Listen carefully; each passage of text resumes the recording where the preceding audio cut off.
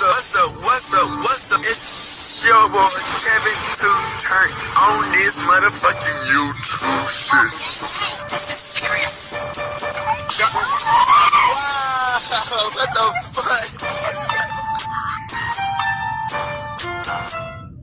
fuck? What's up? It's your boy Kevin to on YouTube shit. Hey man, say man, we are Lit team man, turn. Change to motherfucker day. Chillin' outside, big crip and the gang chillin' outside shit, man. Free Palestine, free Congo, Russia, do your thing, and Texas, stand the fuck up. Each day is a new day, be a better version of yourself. Never let somebody bring you down, always fight back. Never let somebody tell you who you are, but also never put yourself in a position to belong. Let's stay humble. It's a revolution on the moment. Keep your way first. Come to the Black Hebrew Israelite as a real Jew. We out here. Alright, boom. Change to motherfucker day. Chillin' outside, big crip and the gang go. Chillin' outside shit, man. Gang. Turn. Outside shit. Bruh. It's always a plot to a scheme to a different type of plan. You know what I'm saying? We know how these people and the system work to try to manipulate, deceive, and oppress easily.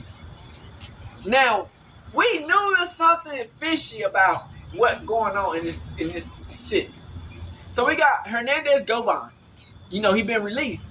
But he's ended up snitching on himself to let us know that he snitched on somebody more than that. And it's like, it's a whole track record behind him.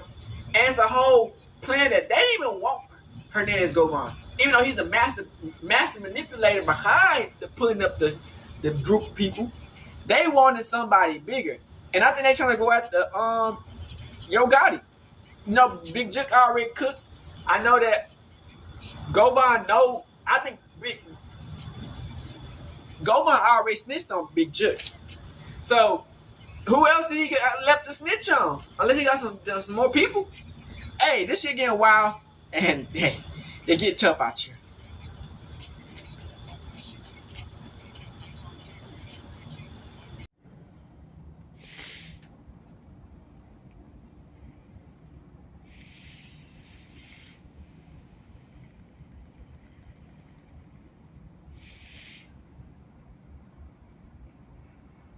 Shout out to Drill TV.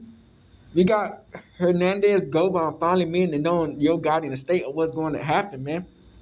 When they get out that drama, niggas gonna start yapping.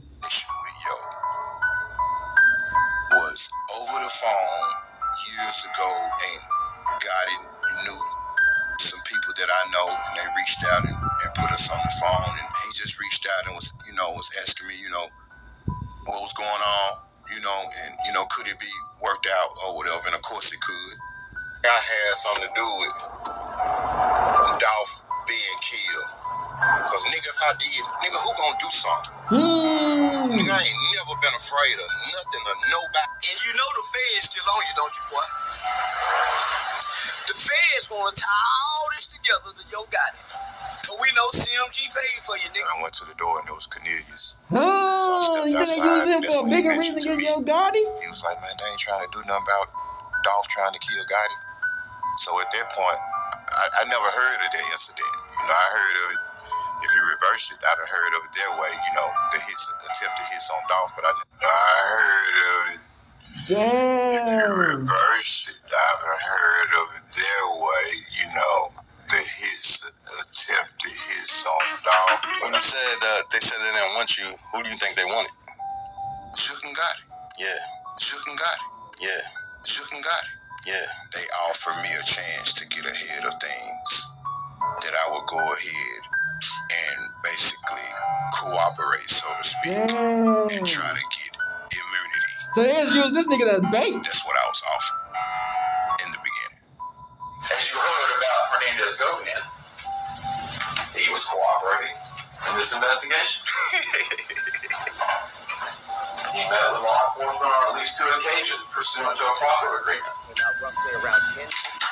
which meant he was allowed to go in, give information, and not have his words used against him later.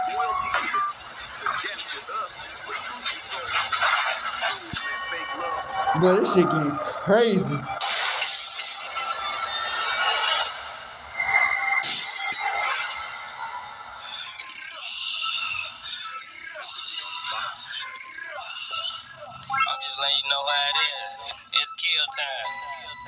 What's up with it, old Drill Time TV checking in once again.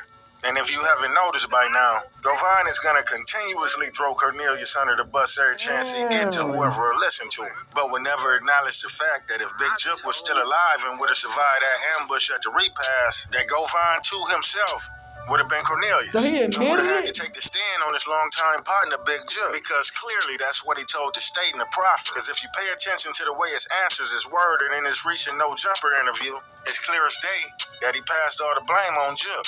Man, chill out. In the next clip, Govan was talking a little too much for his own good and said that in the beginning, William Massey, his former attorney, which we're going to get into later on in this video, met with the state, and somehow they had immunity on the table for Hernandez, Govan, and the murder of Youngdolph.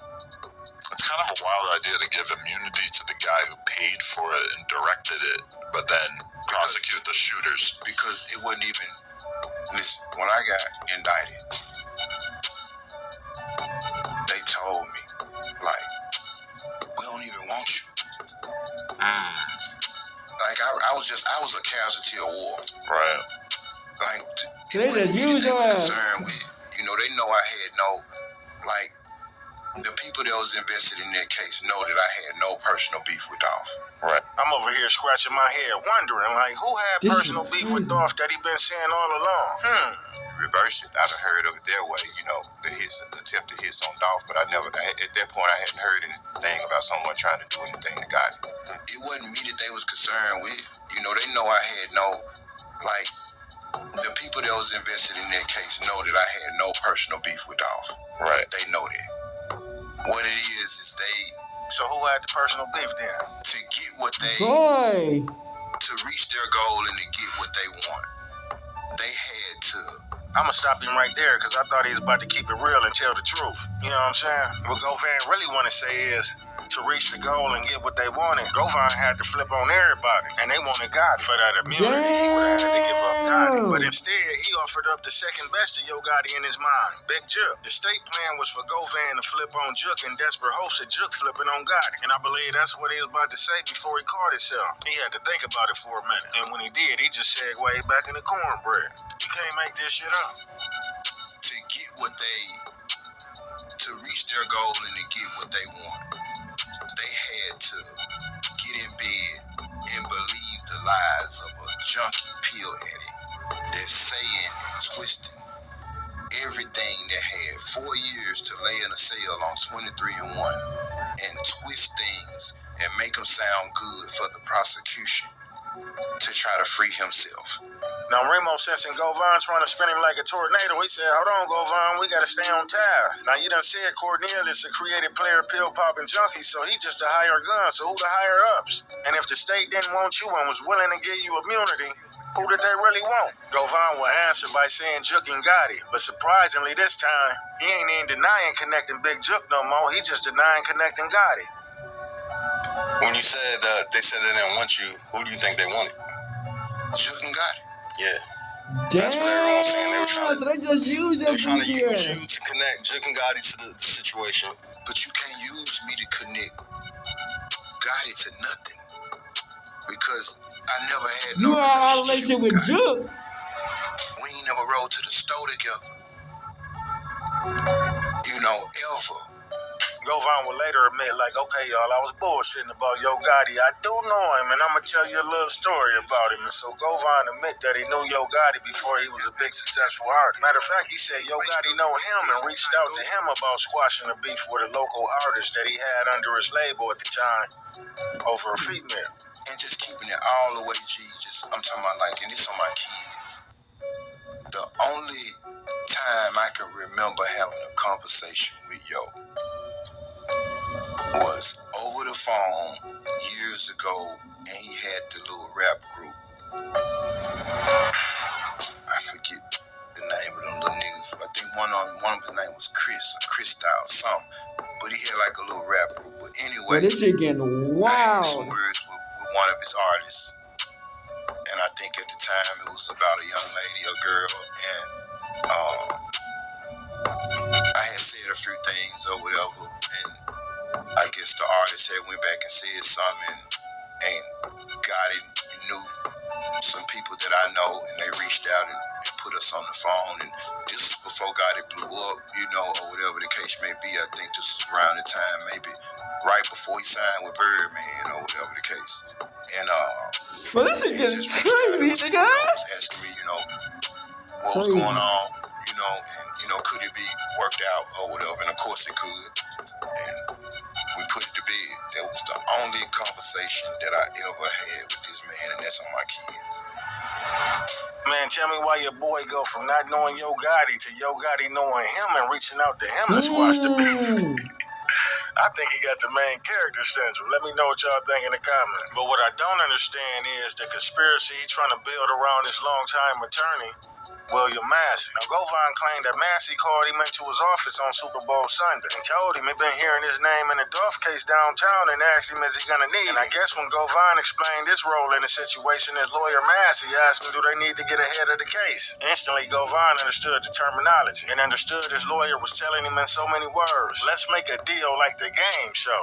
But Govan will continue bullshitting and talking in codes, and Adam would keep prying, so eventually, Govan would come clean and admit that Massey wanted him to cooperate, and they were offering immunity. But under one stipulation, he had to mention you-know-who. It's your boy, Yo Gotti, in so many words. When I started to have concerns is when my previous attorney that I had before Manny, he reached out to me on Super Bowl and called me early in the morning. I was like, Govan, what you got going? I said, I'm just at the house, Massey. What's going on? And he said, I want you to meet me at my office.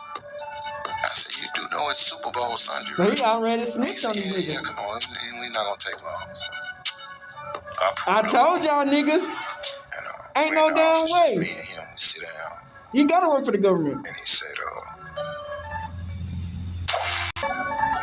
Govan, I've been hearing a lot of rumblings downtown. His friends even snitched on him, said that, yeah, this is the dude who put us on the shit. This Youngdolph case. Like, ain't no damn way. Are you gonna need me?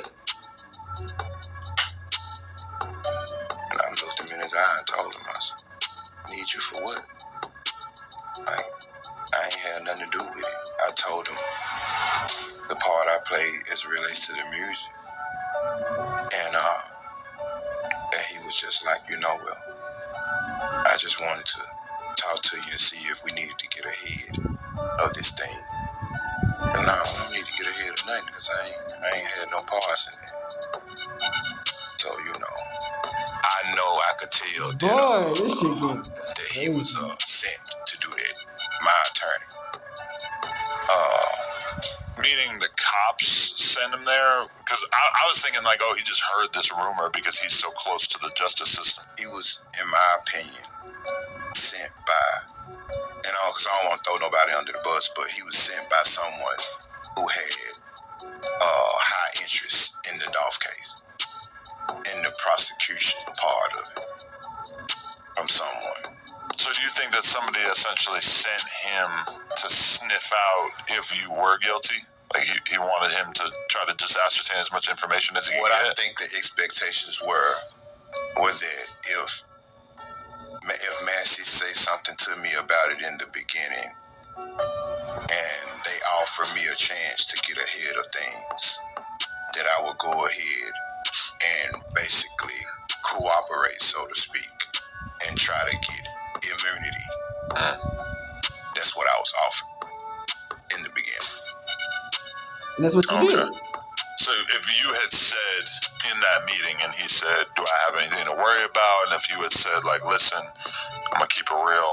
I paid them to go do this. How do you think that conversation would have went? You think he would have tried to basically, like, give you immunity to just spill the beans on the other people? Well, he had already told me that, that he had talked to someone and they said that if I knew what they wanted to hear, that they would give me immunity. But I didn't know what they wanted to hear. So there's no way that I could have got immunity even if I wanted. It's kind of a wild idea to give immunity to the guy who paid for it and directed it, but then prosecute the shooters? Because it wasn't even. Listen, when I got indicted, they told me, like, we don't even want you. Damn, you hearing? See what I'm saying? He said he was getting immunity either way. Even if he told him, look, I fought these guys and put them together to kill Woody Woo. At the end of the day, I'm just a middleman. I already gave him Jook, but they wanted Gotti. But why mention and name drop Massey when we already know that that's the attorney that represented you in the feds when you snitched on Terrence Yarbrough and was facing that 15 years? After Govan gave his testimony and sent Terrence Yarbrough up the river, Massey had him back on the streets in 2 years. Ugh. So being that he been helping you get snitch deals in the past or however it worked, why would you want to, throw him under the bus now? Shit, you should be riding with him. He was about to get you immunity. Why you ain't take it? So why you acting weird now? Because he wanted you to cooperate. That's what y'all been doing. Because on mass level, everybody's going to see it. You the deals for cooperating. Afterwards, Everybody's you get it sealed and plea to the public nigga. like you don't know what the fuck going on. Shout out to my boy Justice for Dolph. Y'all go ahead and run him up. District of Tennessee, United States of America versus Terrence Yarbrough exhibit and witness list. Check out my favorite little rat from Orange Mound, making an appearance on October 29th, 2013, during Terrence Yarbrough's sentencing date. You want to know what the federal asset said while singing like Cornelius? Quet the rat will never say to his federal culture vulture that sucker glad about this how he was Cornelius before Cornelius made it cool to be Cornelius. Damn, he ate with that one. Yo, check this shit out. Hernandez Govan, having been first duly sworn, took the witness stand and testified as follows. The court, sir, if you'll take the witness chair, be careful when you step up so that you don't fall over your rat tail, and speak into the microphone like you, Cornelius. The witness, yes, sir. The court, Mr. Scrimeti, direct examination. By Mr. Scrimeti. Question, good morning, sir. Please state your name for the record. Quet the rat, Hernandez Govan. Question, could you please spell your first and last names for the court reporter? Quet the rat, H-E-R-N-E-N-D-Z. Last name Govan, G-O-V-N. Question, Mr. Govan, based on what you are wearing, is it safe to say that you are in custody? Quet the rat, yes, sir. Question, and you're in custody on federal charges, correct? Quet the rat, yes, sir. Question, in fact, you pled guilty to a 3-count federal indictment? Quet the rat, yes, sir. Question, and that includes being a felon in possession of a... Next page. Question, and that includes being a felon in possession of a firearm. Is that correct? Quet the rat, yes, sir. Question, as well as marijuana distribution? Quet the rat, yes, sir. Question, and then a 924C for possessing a firearm related to the drug offense? Quet the rat, yes, sir. Question, and you pled guilty, right? Quet the rat, yes, sir, I have. I am the biggest snitch I would even tell on myself. Just like I did in DA office, offering my guilty plea for Youngdolph's assassination. Question, and do you know how much time you are facing? Quet the rat. Experience. I think it's around 10 to 15 years. Question, and why are you here today testifying? Quet the rat. I'm here testifying today about Terrence Yarbrough. I don't want to hear shit no more. This federal informant literally said I am testifying on Terrence. Question, is the reason you are testifying because you are trying to get cooperation credit? Quet the rat. No, sir. No, not at all. I am facing 10 to 15 years, but I am here just voluntarily snitching. It has nothing to do with me not being able to care for my autistic son. I am here for the love of the snitching game. Question, why are you testifying? Quet the rat. I'm testifying because, the things that he said to me during our stay out at Mason, Tennessee, things he said about different girls, particularly my cousin, Duraja, all the evil stuff that he said that he did to her, and things like that. Question, so you got a personal interest in this case. Is that correct? Quet the rat. Yes, sir. Question, isn't it also true, though, that you hope that by testifying truthfully, that is something a judge will take into consideration at your sentencing? Quet the rat. Yes, sir. Oh shit, here we go, facing 10 to 15 years, and admits to cooperate in a major federal case to keep his rat cheeks and whiskers outside. Now we know he will snitch his way out. Question, and which judge will be sentencing you? Quet the rat. Judge Mays. Question, you mentioned your cousin Duraja, and can you explain to Judge Anderson how you got to know about the connection between Mr. Yarbrough and Duraja? Quet the rat. Well, me and him were in the pod together for quite some time together. Our conversation started by my fiancé sending me books. Oh my god, here he goes with that fiancé shit. This dude always has a fiancé around when he's telling. He would often ask to read those books. So I had pictures that were sent in from my fiancé and other relatives, and he asked to look at them one day. He saw my pictures, and he saw me in the picture with my cousin Duraja. Before I could say anything, he was like, you know that girl too? He didn't say it in those words, but he was like, you know her too? He said, I used to mess with her too. I used to record her. I used to secretly record her and watch the before I could even get a word out, and before I could even say that she was related to me. M.R. Lorenzi, Your Honor, please, I'm going. Next page. Mr. Lorenzi, to object. I don't see the relevancy in this. I don't see the relevancy at all if we are talking about his sister. I mean, just because he knew her? The witness. No, we are talking about my cousin Daraja. The court. Hold on a second. Mr. Smitty.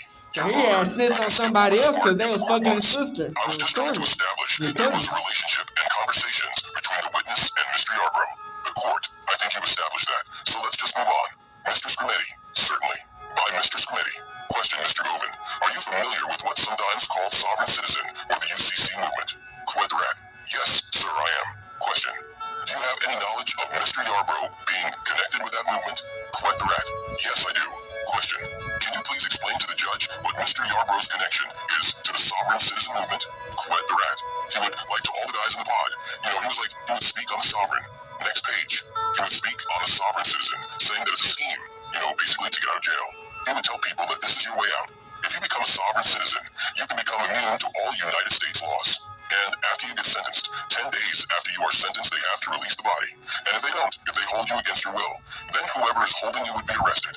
And he has a guy that he communicates with that's in a free world that he says he can introduce you to sign the necessary papers, fill out all the necessary things to get the stuff started up. And he says you have to study.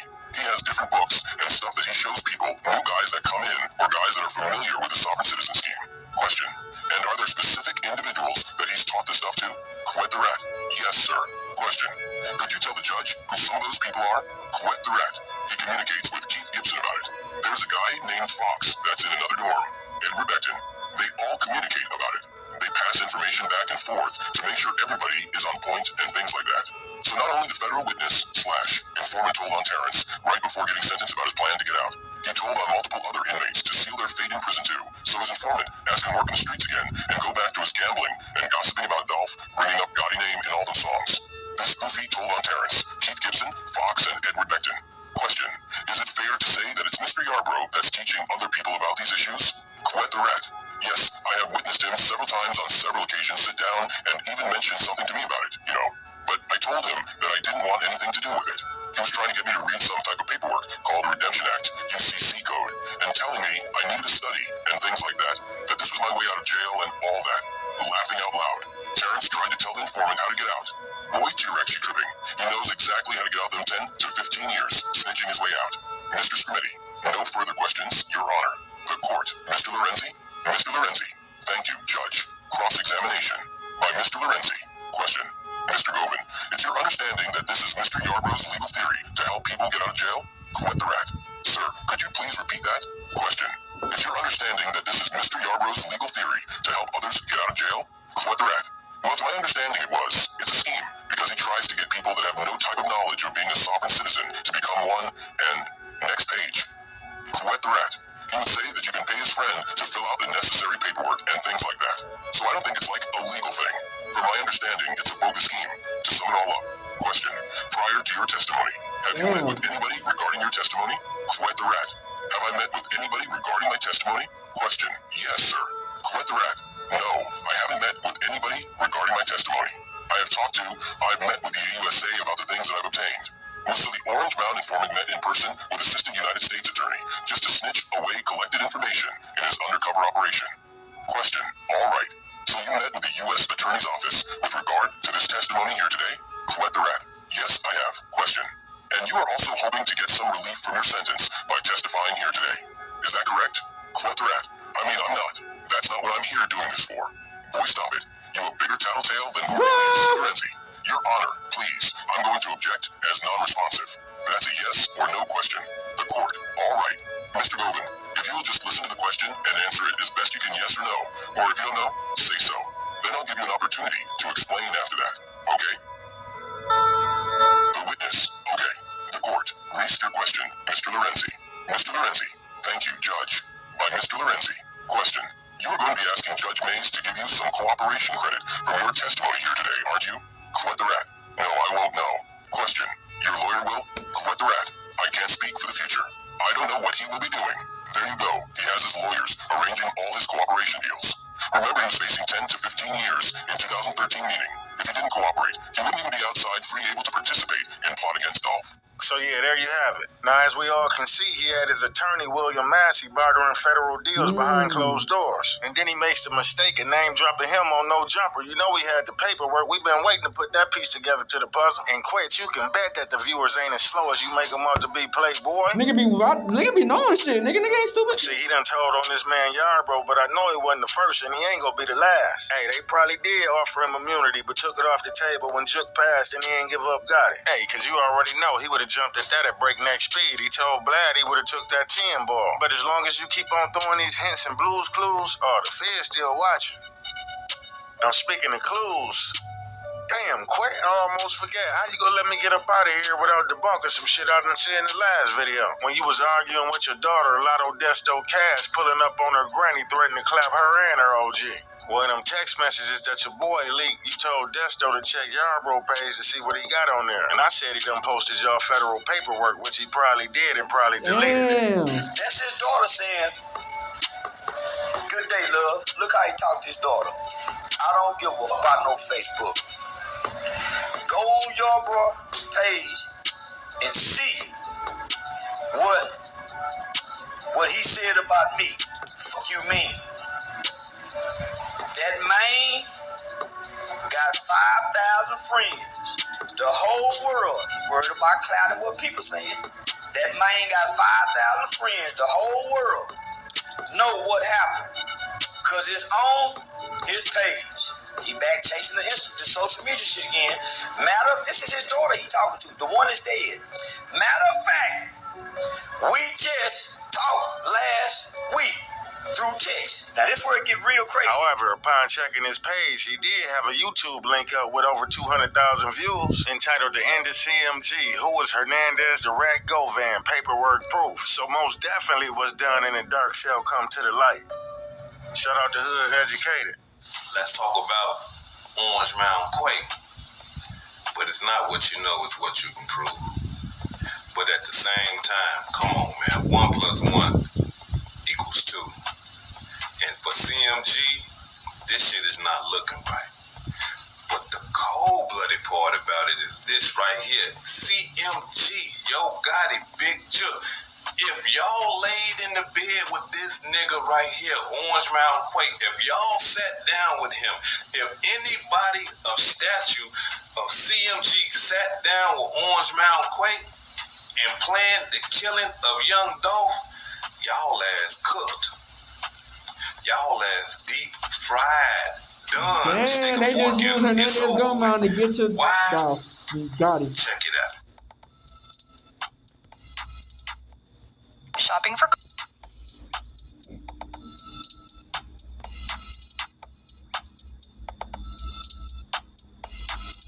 As y'all seen, right, in both of those pictures that I just showed y'all, right, I want you to notice something. There was a pimp by the name of T-Rex, right, out of Memphis. He was one of them type of motherfuckers. He beating the girls, drugging the girls up, getting young ass girls in their teenage years and shit like that, pimping on them and shit like that. He doing all that type of shit.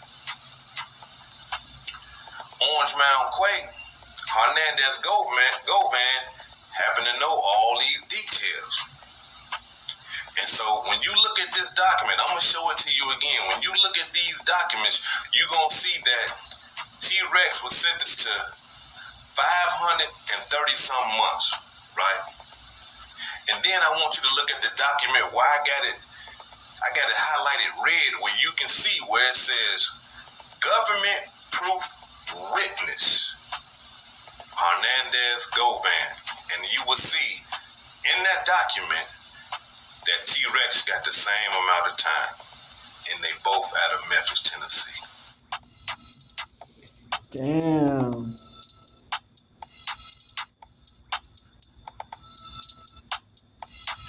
Y'all see what I'm talking about?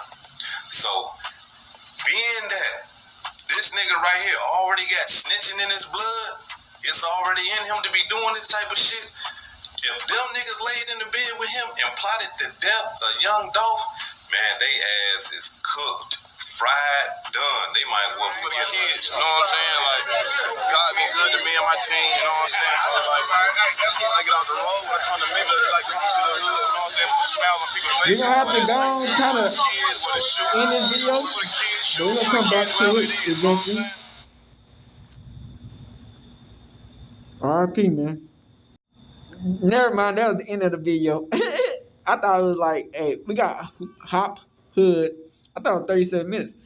Let's get this video, man. Yo Gotti disappears after what happened. That Youngdolph was going to be a star, and so Gotti waged war with him through music. Of all of this, again, Hernandez Govan, who's facing charges for first-degree murder, conspiracy, and attempted first-degree murder in connection to the shooting death of Memphis rapper Youngdolph in November of 2021. Nearly 4 years after Youngdolph's tragic ending, a wild courtroom twist just yanked this case back under the brightest lights imaginable. The question echoing coast to coast is simple but loud.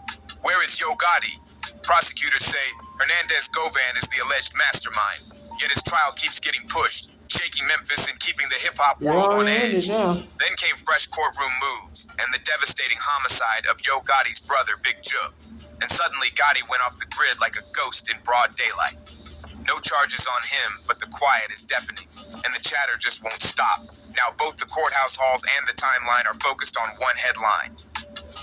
Chapter 1. Where is Yo Gotti? Oh, shit. As the hearings heat up, Gotti stayed silent. No statements, no pop-ups, no cameos. In pre-trial, Hernandez Govan faced the Memphis judge and dropped haze instead of clarity, hinting at off-the-record talks and big money plays without naming names, sending fans into detective mode overnight. From there, the internet went full siren. Where's Yo Gotti hiding? Days slid into weeks, and people started connecting dots like it was a corkboard in a crime show.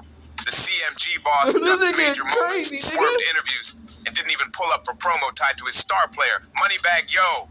Everyone peeped the switch up fast. Gotti, usually flooding the gram with flashy reels, jet runs, icy fits, and CMG victory laps, cut the lights and left nothing but red receipts. No updates, no stories, no fresh drops, not even a press whisper. For a mogul who loves showcasing the empire, this blackout feels different, and the streets can't ignore it one bit. Yo Gotti's last post still sits there like a time capsule, untouched, while the comments turn into a battleground. Fans are flooding it with theories and loud demands for answers, breaking down every angle like late-night internet detectives. YouTubers, hip-hop bloggers, and Reddit sleuths pounced, replaying Hernandez Govan's courtroom moments frame by frame like a true crime binge, and hashtags like, where is Yo Gotti? CMG silence, and Dolph trial took off from Memphis to Atlanta. Even Gotti's circle started moving quiet, which made the timeline louder. His right hand and CMG's co-manager, usually front and center when it's album season, went radio silent, and Black Youngsta, the king of high-energy posts, didn't drop a single clip or caption. No jokes, no reactions, nothing. That's a pattern. Here's the twist. This moment ain't just about filings or legal codes. It's about a heavy silence in Southern hip-hop. And silence can speak louder than a press run when it's this heated. Some say Gotti's laying low to keep things calm. Others swear a major move is loading, but facts are facts. Yo Gotti hasn't been charged, hasn't been named a suspect, and his name isn't in any court paperwork tied to Youngdolph's ending. And that needs saying. Still, let's keep it real. Optics matter. This is the same mogul who once shouted, I am Memphis, and built an empire on timing, control, and constant motion. So the sudden crickets hit different. In a world where vanishing makes more noise than a headline, the quiet becomes its own statement, and blogs can't stop circling. Fan theories keep stacking like receipts, and Gotti's ghost mode is becoming the story, whether he speaks or not. Chapter 2. Hernandez Govan's past and the charges. Before his name went nationwide, Hernandez Govan was another Memphis figure with street ties, but to law enforcement, he'd been on the radar for years. No overnight mystery. A Memphis native through and through, he wasn't originally seen as the central figure in the homicide of Youngdolph. I was originally set to start on March 10th. It has now been pushed back to July of 2025. But the picture shifted fast as investigators connected more dots and the narrative evolved. Everything flipped in late 2022 when prosecutors pulled the curtain back on a way deeper probe than anybody expected. In November that year, a grand jury hit Hernandez Govan with 3 heavyweight counts: first-degree murder, attempted first-degree murder, and conspiracy to commit first-degree murder, and the headlines went crazy. According to Shelby County DA Steve Mulroy, Prosecutors allege Govan wasn't just nearby. He was calling shots in Youngdolph's fatal ambush. The shooting happened on November 17th, 2021, right outside Makita's homemade cookies in South Memphis, a spot Dolph pulled up too often. Prosecutors say Govan didn't fire a weapon, but they claim he played architect, lining up the play, setting the routes, and green-lighting moves that led to the deadly hit. Court filings paint him as a behind-the-scenes coordinator, not the trigger man, which only made the story wilder. What shook folks even more was the timing. The indictment landed almost a full year after Dolph's killing. That gap screamed complexity, like investigators were peeling back layers of connections and quiet meetings just to reach this point, and the city felt the pressure building. Here's another twist. Govan wasn't only a street name to Memphis, he's also the father of rapper Lakash Desto, who had ties with Lil Uzi Vert. In a heartbreaking turn, Destiny Desto Govan was fatally shot in Houston in September 2022, just weeks before her father's indictment, and the news rocked timelines everywhere. Houston police haven't linked her death to the Dolph case, but the timing had the internet buzzing and spinning charts like amateur detectives overnight. People pushed theories and tried to stitch the tragedies together, yet there's no official confirmation of any connection, so it stays rumor until the paperwork says otherwise. Public records revealed something major. Law enforcement watched Govan for months before making a move. During pretrial hearings, prosecutors said they've got cell site pings, text threads, and even recorded calls they consider key evidence, though the full wiretap packages haven't dropped yet. The state claims those communications tie Govan to people accused of plotting on Dolph. But remember, these are allegations, and the fight now is in the courtroom, not the comment section. Govan is sticking to his story. He's pleaded not guilty to all 3 counts, and he's still waiting on a trial date, standing 10 toes on his innocence. Joe, 43-year-old Hernandez Govan, who was just indicted in the rap star slaying, along with Johnson and Cornelia Smith, once lived just a few houses down. What really jolted the city, though? He walked out on a $90,000 bond in early 2023. And the reaction was instant heat across Memphis. Supporters of Youngdolph were furious, even as the court set strict terms, GPS ankle monitor, and tight limits on how much he could pop out in public. Inside the courtroom, his defense keeps one theme front and center. There's no physical evidence placing him at the scene, and no proof he gave any final green light. Prosecutors answer with a different picture, portraying Govan as a behind-the-scenes shot caller, allegedly organizing moves from the shadows and lining up pieces that led to the fatal attack on Dolph. They argue the blueprint, not the trigger, is what matters here. Right now, the full case file stays sealed, so nobody outside the court has seen the full receipts, a locked box that keeps rumors running. From what's trickled out in motions and select media notes, the chatter hasn't cooled, and Govan's name sits in the middle of a homicide case, still shaking hip-hop from Memphis outward. The streets want answers, but the paperwork isn't public yet. Outward. The streets want answers, but the paperwork isn't public yet. Chapter 3. Courtroom Chaos. What Hernandez Govan really said. When Govan pulled up for one of his early major hearings, folks expected a regular docket. Pleas, routine motions, maybe a quick spar over bail. Instead, the energy flipped as his side pushed hard for a bond reduction, turning a standard day into a headline in minutes. Whispers turned to side eyes as the judge weighed the ask. Govan's team kept it smooth, pointing out he turned himself in and stayed clean while on pretrial. Then came the moment that lit up timelines. A cryptic comment he reportedly made in open court had ears perking up, with attendees and legal bloggers saying he hinted that other powerful people were moving behind the scenes of Youngdolph's killing. No names, no confirmations, and nothing proven.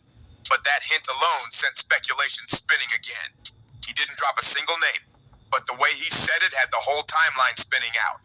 That one vague line, others with influence, caught fire across YouTube, Reddit, and reaction channels, and suddenly the clip became the most rewatched moment of the hearing, dissected frame by frame like a playbook in overtime. Back inside court, Govan's lawyers tried to switch the lens, stressing his cooperation with authorities and the emotional toll of losing his daughter, rapper Lakash Desto, who was fatally shot in Houston just weeks before his indictment, arguing he wasn't a flight risk at all.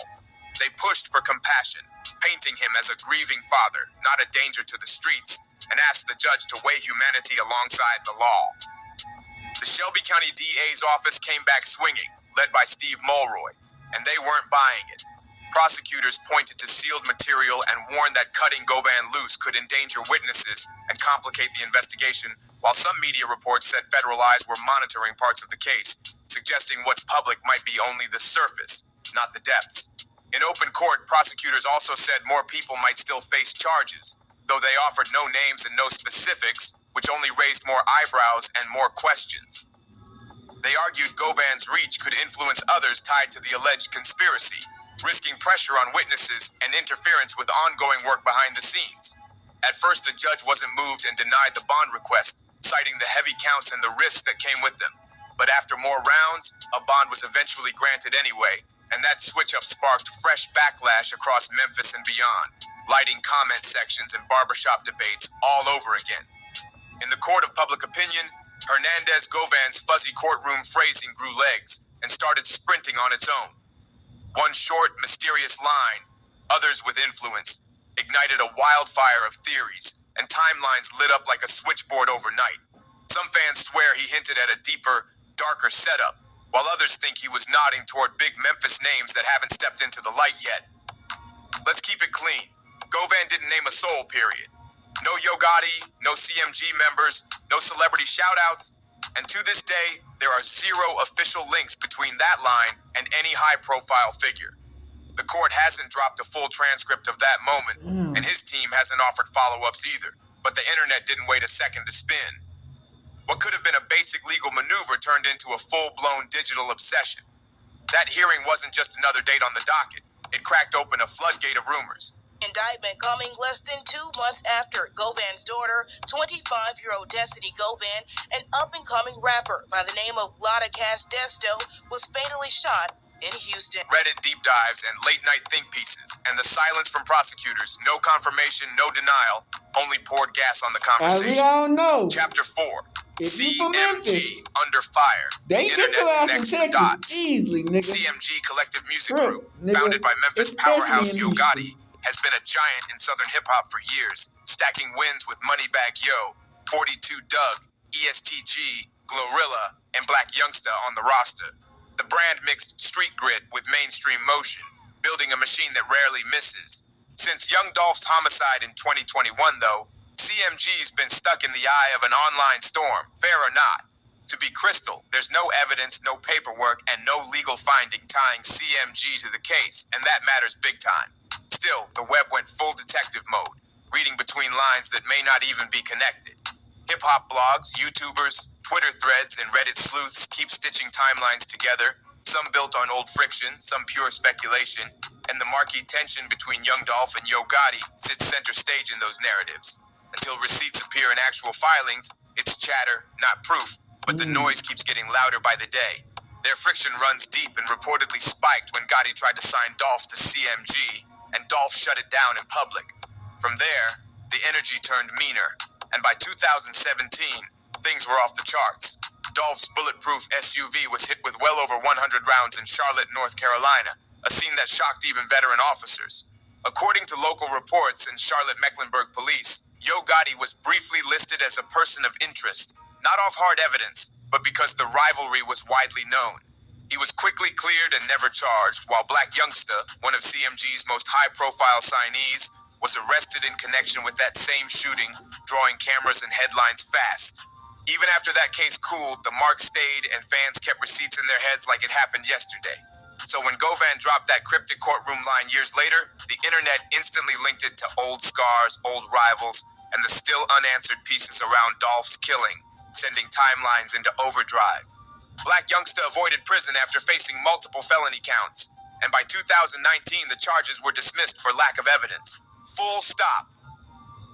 The legal system moved forward, but the web kept digging, and once Hernandez Govan was indicted in 2022, YouTube and TikTok morphed into do-it-yourself investigation labs overnight. Bloggers went deep in the archives, scrubbing old IG lives, parsing CMG lyrics, and cross-referencing names from Govan's circle like a late-night crime board. One viral video even alleged Govan had past links with people loosely connected to CMG, but no official agency has confirmed any such connection, and that disclaimer matters big time. Then things got extra weird. Users spotted unfollows, CMG timelines turned unusually quiet, and some of Gotti's close affiliates stepped out of the spotlight. For a label that usually floods feeds with plaques, private jets, and #1 celebrations, that sudden quiet hit like a siren, and people couldn't help noticing the silence getting louder by the day. Bottom line, no court has linked CMG, its bosses, or any artist to Youngdolph's death, and that's the legal reality right now. No subpoenas, no charges, no verified ties, nothing. And legally CMG stands clear, even if the public conversation keeps buzzing like a hive. Meanwhile, fans turn full-time sleuths, stitching timelines from lyrics, old interviews, and digital breadcrumbs, and Gotti's ghost mode silence only amped the chatter more. One viral commenter said it straight. I hate to say it, man, but somebody gotta ask. Somebody gotta go down. Theories are stacking, the pressure is real, and only a courtroom can sort what's fact from fantasy. Hernandez Govan, one of the prime suspects in the rapper's death, is now out of jail on a $90,000 bond. It was previously held without bond. Prosecutors and his defense came to an agreement to grant bond today with What began as a criminal case has blown into a cultural flashpoint. Rap, reality, and reputation getting pried apart in real time, with every post and clip under the microscope. CMG isn't just a label in this moment. It's a talking point shaping timelines way beyond music. Chapter 5. The day Youngdolph was assassinated. How it went down. November 17th, 2021, early afternoon, Youngdolph, born Adolph Thornton Jr., pulled up to Makita's homemade butter cookies, a beloved black-owned spot in South Memphis he always supported. For Dolph, it wasn't just a snack run, it was home turf. Love for the city on display. He'd been there many times before, including just days earlier, keeping it routine and familiar like any regular stop in the neighborhood.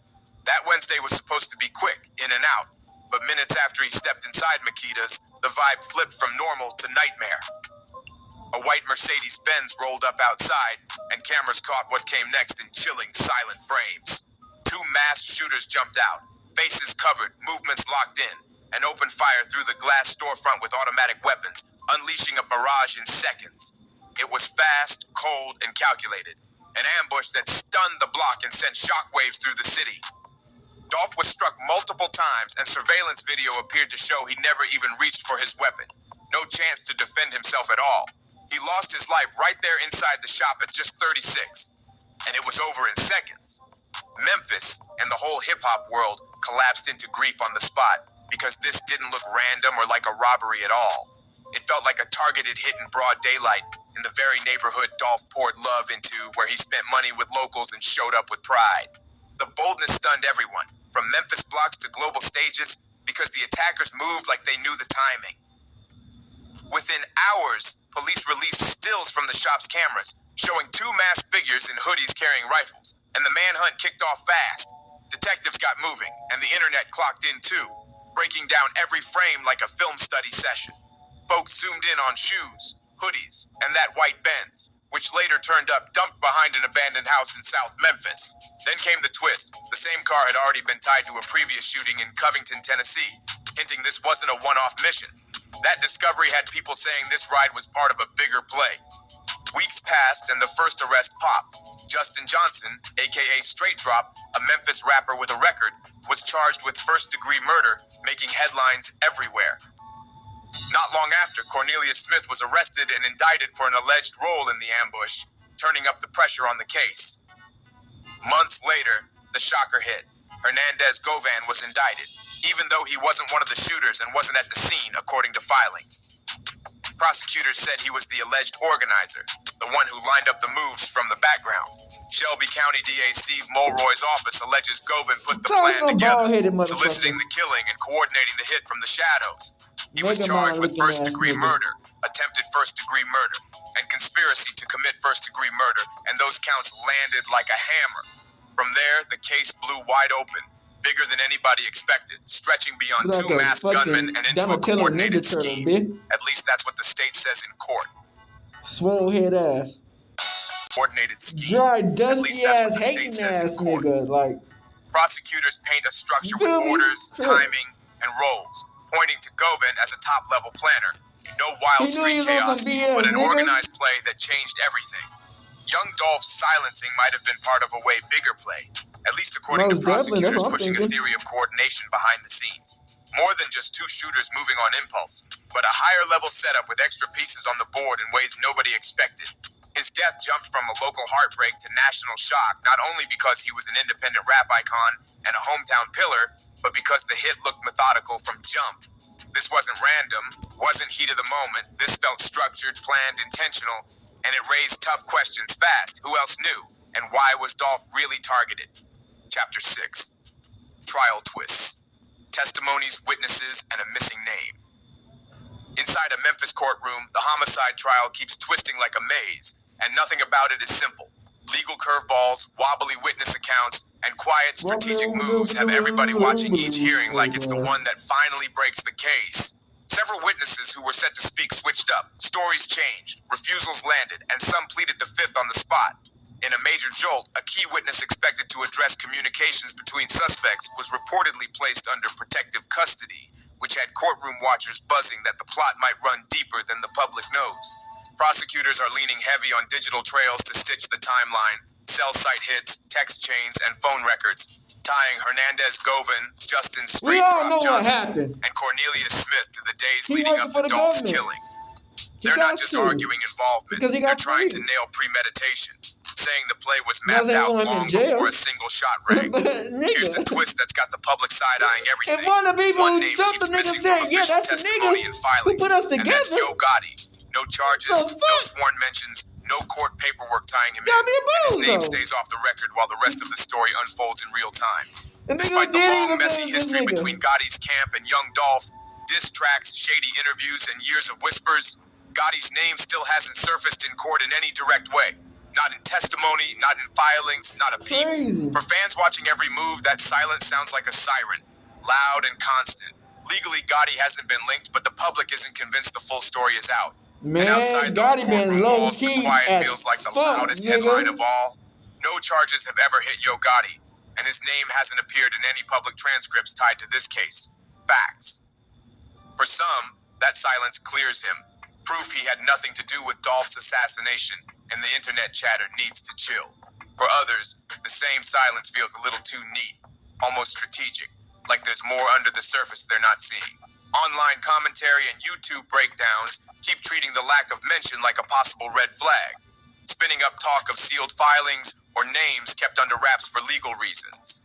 That speculation jumped levels after a courtroom moment that made local reporters pause and pay attention, turning side conversations into center stage.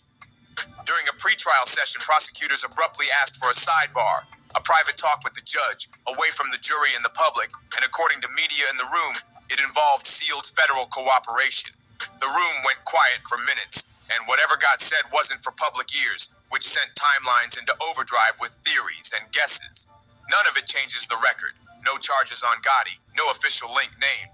But the hush has people reading between lines and wondering what, if anything, is moving behind the scenes. Then came the moment that really stirred the pot.